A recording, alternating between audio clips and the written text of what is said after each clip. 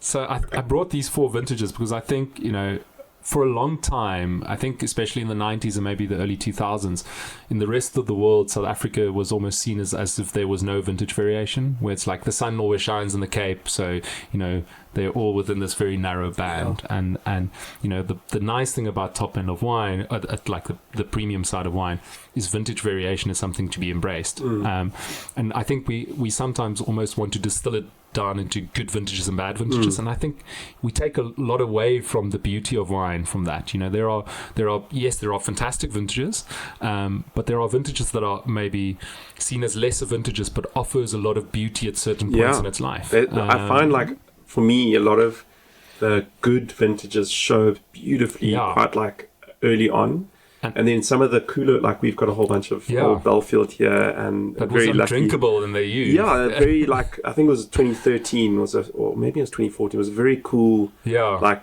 difficult 2014 year. was a wet and and it's just absolutely vintage. singing now. So I mean, and that's the incredible. I know Madame also spoke about the shadow vintages in Bordeaux, where you had the great vintages in Bordeaux, and there was always a vintage after that wasn't rated straight after vintage or during en primeur.